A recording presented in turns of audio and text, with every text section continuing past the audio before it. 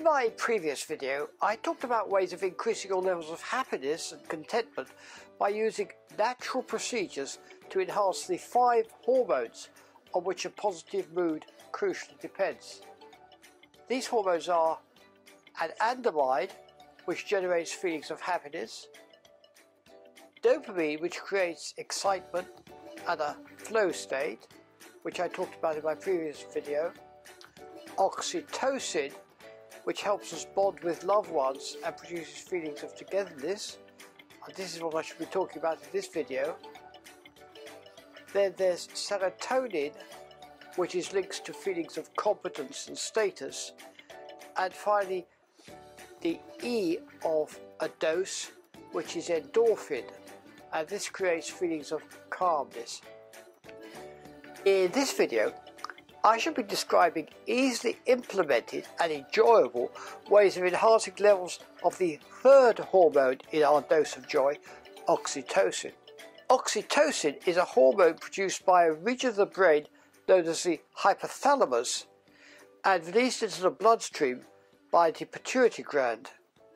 The hypothalamus, by the way, also plays a major role in the amounts we eat, and I shall be returning to this hormone in later videos where I discuss practical ways of controlling your weight in the run-up to Christmas.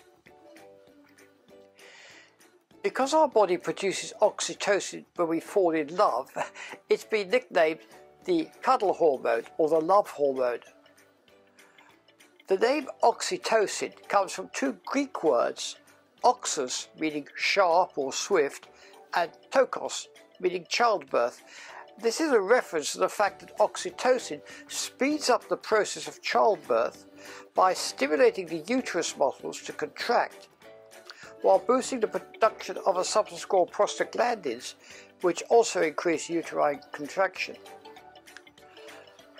After her baby is born, oxytocin helps the mother move milk from the ducts in the breast to her nipples, so fostering the bond between mother and baby. Oxytocin adds to our dose of joy by creating feelings of love, compassion and togetherness. Low levels of oxytocin have been linked to anxiety and depression. So, how can we stimulate the release of oxytocin? Well, here are some simple, practical ways which you can implement, which you'll have fun in implementing them. My first suggestion is to listen to music or make your own music, as this has been shown to significantly raise levels of oxytocin. In one study, for example, jazz singers were asked to perform 2 different songs, one improvised and one composed. When the singers improvised, it was found their oxytocin levels increased. Now, the author suggests that this happened because an improvised performance calls for strong social behaviour such as cooperation, trust and communication. In another study, the oxytocin levels of people who sing together increased significantly, leaving them feeling both more energised and more relaxed. So my advice is to seize every opportunity to sing, even if you have no sense of rhythm like myself, and only if you ever feel comfortable doing so well alone. My second suggestion is to dance. Now, many people enjoy dancing, whether it is ballroom, break dancing, line dancing, but they may never fully appreciate the beneficial effects which dancing has both on your brain and your body. Dancing can prove especially effective in boosting not only oxytocin, but all the hormones in our dose of joy. The music and learning involves an increase in dopamine. The exercise involved enhances levels of serotonin, endorphins and anandamide. The social and physical connections involved increases levels of oxytocin. My third suggestion is to give or receive a massage. Studies have shown that as little as 15 minutes of being massaged or massaging your partner or being massaged by a professional stranger boosts oxytocin levels and leaves both you and the other person feeling far more relaxed. Many people in my study also noticed an improvement in their mood and far greater feelings of well-being. Suggestion number 4 is to spend as much free time as possible with your friends. Sharing with friends can make a huge difference to your emotional well-being. The more often you get together, the greater the trust and affection you have for your friends. Sharing a new experience, something neither of you have ever done before, can also trigger a big boost in your oxytocin levels. Always remember that a stranger is simply a friend you've yet to make. Practicing meditation each day, my next suggestion, has been shown to help reduce stress and anxiety, improve your mood, and help you feel more compassionate towards yourself and others. These effects can go a long way towards increasing your sense of connection and bolstering your relationships. To also increase oxytocin production by focusing your meditation on someone you care about and love. There was a very interesting study a little while ago which showed that when people are in pain, or having pain deliberately inflicted on them to a mild degree in the laboratory by a psychologist, by looking at a photograph of a loved one, they will actually reduce that level of pain. So focusing on someone you love while you're meditating can be hugely beneficial. This is sometimes called loving kindness meditation, also referred to as compassion meditation. And this involves, as I was saying, directing your thoughts of love, compassion and goodwill towards someone in your life you love, and sending your thoughts of peace and well-being to them.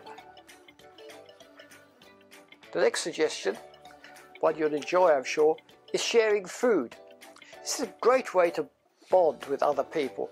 Preparing a meal with friends or your partner can provide both enjoyment as well as nourishment and increase oxytocin levels. You don't just share the finished meal, you spend time with people you like and bond over creating the food. Random acts of kindness, such as offering to help a neighbour with a chore, donating to a charity, or giving someone a small gift, makes them happy, which can make you feel happy too. The simple act of brightening someone's day can lift your spirits and promote positive feelings in both of you. Finally, if you're a dog or cat owner, do spend time petting them. This will make both you and your pet feel happier.